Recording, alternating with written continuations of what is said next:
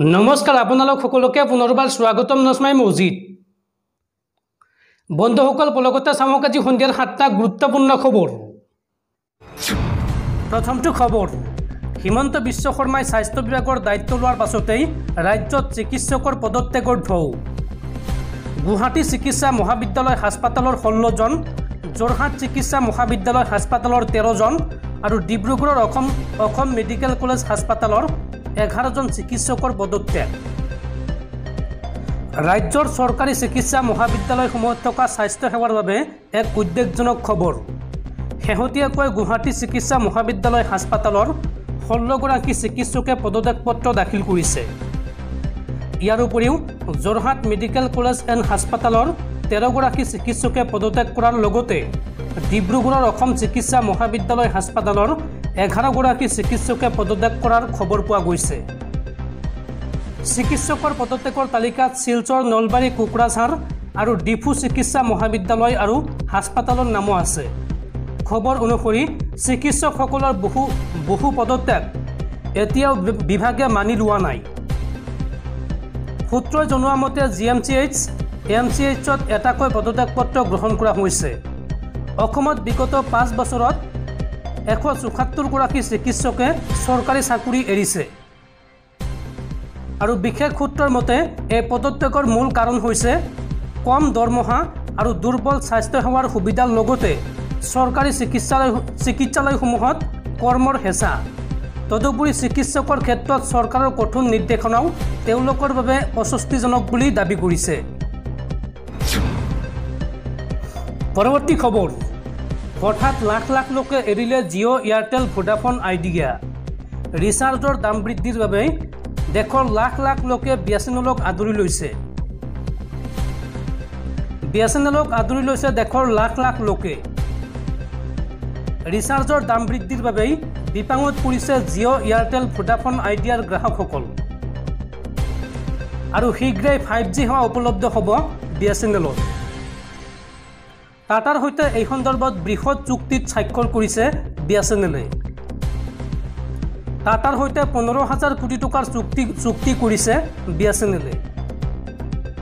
Jio', Airtel, Vodafone আইডিয়াতকৈ বহু কম মূল্যত লাভ কৰিব সুবিধা BSNLত আৰু মাত্ৰ 13 দিনতে 1,05,000 গ্ৰাহকে এৰিলে জিঅ', এয়াৰটেল, ভোডাফোন আইডিয়া। প্ৰতিদিনে দ্ৰুতগতিত বৃদ্ধি পাইছে BSNLৰ গ্ৰাহকৰ সংখ্যা আৰু দেশত BSNLে 5G স্থাপনৰ বাবে আৰম্ভ কৰিছে কাম। 4G সেৱা থকা ঠাইসমূহত সৰ্বাধিক হৈছে BSNLৰ গ্ৰাহক। দেশৰ 4খনকৈ ৰাজ্যত ইতিমধ্যে ডাটা চেণ্টাৰ নিৰ্মাণ কৰিছে টাটাই আৰু এই পৰ্যন্ত 10,000ৰো অধিক 4G নেটৱৰ্ক স্থাপন কৰিছে টাটাই আৰু 2024ৰ ভিতৰতে 1 লাখ 4G নেটৱৰ্ক স্থাপনৰ পৰিকল্পনা টাটাৰ। পৰৱৰ্তী খবৰ, দেশৰ লাখ লাখ নিবনুৱা যুৱক যুৱতীলৈ ভাল খবৰ। এইবাৰ পোষ্ট অফিচত ওলাইছে হাজাৰ হাজাৰ চাকৰি। একেলগে 44,000ৰো অধিক চাকৰি বিজ্ঞাপন প্ৰকাশ কৰা হৈছে। মেট্ৰিক পাছ কৰিলেই আপুনি আবেদন কৰিব পাৰিব এই চাকৰি। দেশৰ লাখ লাখ নিবনুৱা যুৱক যুৱতীৰ বাবে ভাল খবৰ। 10ম শ্ৰেণী উত্তীৰ্ণৰ বাবে আহিছে সোণালী সুযোগ। ডাক বিভাগত ওলাইছে 44,228টা পদ। একেলগে মুকলি হৈছে 44,228টা পদ আৰু নিম্নতম শিক্ষাগত অৰ্হতা 10ম শ্ৰেণী উত্তীৰ্ণৰ পৰাই কৰিব পাৰিব আবেদন। 15 জুলাইৰ পৰা 5 আগষ্টৰ ভিতৰত কৰিব লাগিব আবেদন। অনলাইন যোগে এই চাকৰিৰ বাবে কৰিব লাগিব আবেদন। গ্ৰামীণ ডাক সেৱক পদৰ বাবে ওলাইছে এই চাকৰি। 10ম শ্ৰেণীত 50% নম্বৰ লৈ উত্তীৰ্ণ হ'ব লাগিব প্ৰাৰ্থীসকল। যদি আপুনি আবেদন কৰিম বুলি ভাবিছে তেন্তে আপোনাক মেট্ৰিকৰ পাৰ্চেণ্ট 50% বা তাৰ ওপৰত থাকিব লাগিব আৰু আবেদন দাখিলৰ অন্তিম তাৰিখ হৈছে 5 আগষ্ট। যিকোনো স্বীকৃতিপ্ৰাপ্ত বিদ্যালয়ৰ পৰা 10ম শ্ৰেণী উত্তীৰ্ণ হ'ব লাগিব আবেদনকাৰী আৰু প্ৰাৰ্থীৰ নিম্নতম বয়স হ'ব লাগিব 18 বছৰৰ পৰা 40 বছৰ বয়সৰ ভিতৰত আৰু সংৰক্ষিত শ্ৰেণীৰ বাবে প্ৰাৰ্থীয়ে ৰেহাই পাব বয়সৰ সময়সীমা। এই সন্দৰ্ভত অধিক তথ্য জানিবলৈ বা এই চাকৰিত আবেদন কৰিবলৈ আপুনি ভিজিট কৰক পোষ্ট অফিচৰ অফিচিয়েল ৱেবছাইট indiapost.gov.in। এই ৱেবছাইটত সবিশেষ তথ্য জানিব পাৰিব। দৰ্শকসকল, আৰু বহুতো গুৰুত্বপূৰ্ণ খবৰ আছে। তাৰ আগতে আপোনাক জনাওঁ যে যদি আপুনি এতিয়ালৈকে এইটো ভিডিঅ'ত লাইক কৰা নাই তেন্তে এতিয়াই ভিডিঅ'টোত লাইক কৰি দিয়ক। আৰু এনেকুৱা ধৰণৰ ভিডিঅ'সমূহ নিতৌ চাবলৈ চেনেলটো ছাবস্ক্ৰাইব কৰি কাষত থকা বেল আইকনটো প্ৰেছ কৰি ৰাখক। পৰৱৰ্তী খবৰ, শিক্ষামন্ত্ৰী ৰণোজ পেগুৰ বৃহৎ ঘোষণা। 31 মাৰ্চ 2025 খালী হ'ব 8,500 নতুন শিক্ষকৰ পদ। LP, UP আৰু উচ্চতৰ মাধ্যমিকত খালী হ'ব 8,500 শিক্ষকৰ পদ। এই ঘোষণা কৰিছে শিক্ষামন্ত্ৰী ৰণোজ পেগুৱে। শিক্ষামন্ত্ৰী ৰণোজ পেগুৱে লগতে শিক্ষকসকলক লৈ মন্তব্য কৰি কয় যে শীঘ্ৰেই নিয়মীয়াকৰণ কৰা হ'ব LP আৰু UPৰ ঠিকাভিত্তিক শিক্ষকৰ চাকৰি। আজিৰ দিনটোত সংবাদমেল সম্বোধন কৰি এই দুটাকৈ বৃহৎ ঘোষণা কৰিছে শিক্ষামন্ত্ৰী ৰণোজ পেগুৱে। পৰৱৰ্তী খবৰ, সাৱধান ৰাজ্যবাসী, ৰাজ্যত পুনৰ বতৰ ল'ব কালৰূপ। আগন্তুক 3 দিনলৈ অসমৰ লগতে দেশৰ 19খন ৰাজ্যত হ'ব ধাৰাসাৰ বৰষুণ। এই কথা জনাইছে বতৰ বিজ্ঞান কেন্দ্ৰই। অসমকে ধৰি দেশৰ 19খন ৰাজ্যত কালৰূপ ল'ব বতৰে।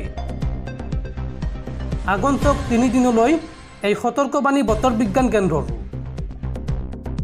অসমত বান পৰিস্থিতি অধিক জটিল হোৱাৰ আশংকা প্ৰকাশ কৰা হৈছে।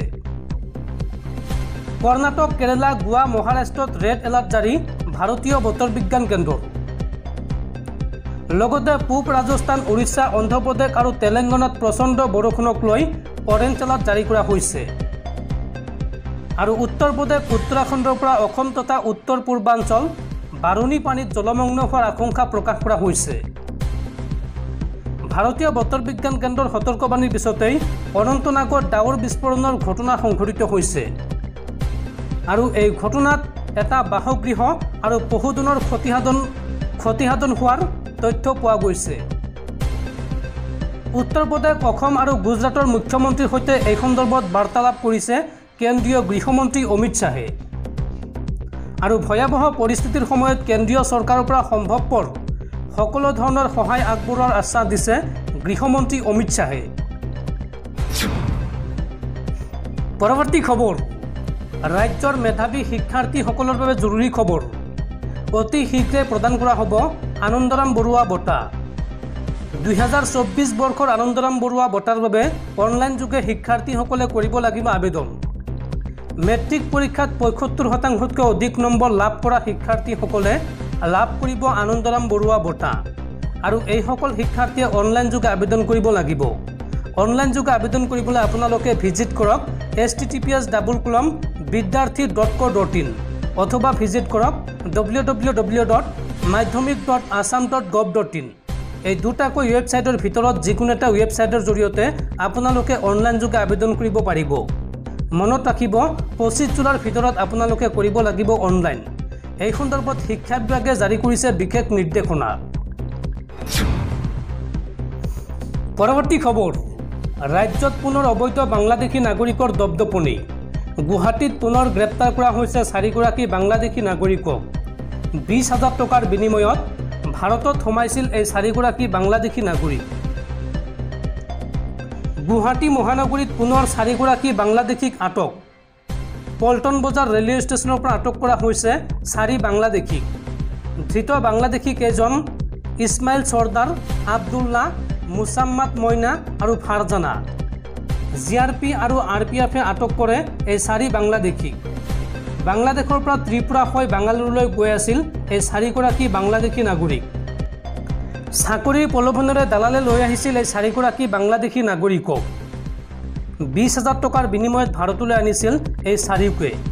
আৰক্ষীৰ জেৰাত এই কথা স্বীকাৰ কৰিছে ধৃত বাংলাদেশী কেইটাই। পৰৱৰ্তী খবৰ, দেশবাসীলৈ আন এক দুখবৰ। জম্মু কাশ্মীৰত পুনৰ সেনা আৰু সন্ত্ৰাসবাদীৰ মাজত ভয়ংকৰ সংঘৰ্ষ। আৰু এই সংঘৰ্ষৰ সময়ছোৱাত শ্বহীদ হৈছে 4গৰাকীকৈ ভাৰতীয় সেনা জোৱান। সমগ্ৰ দেশবাসীলৈ এক দুখবৰ। জম্মু কাশ্মীৰত শ্বহীদ হল বিষয়াসহ 4গৰাকী সেনা জোৱান। সন্ত্ৰাসবাদীৰ আক্ৰমণত শ্বহীদ হৈছে এই জোৱান কেইগৰাকী।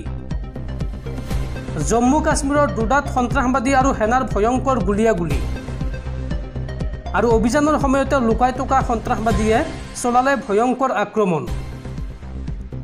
বৰ্তমান পৰ্যন্ত অব্যাহত আছে সেনা সন্ত্ৰাসবাদীৰ সংঘৰ্ষ আৰু এই সংঘৰ্ষত গুৰুতৰভাৱে আহত হৈছে আন 5গৰাকী সেনা।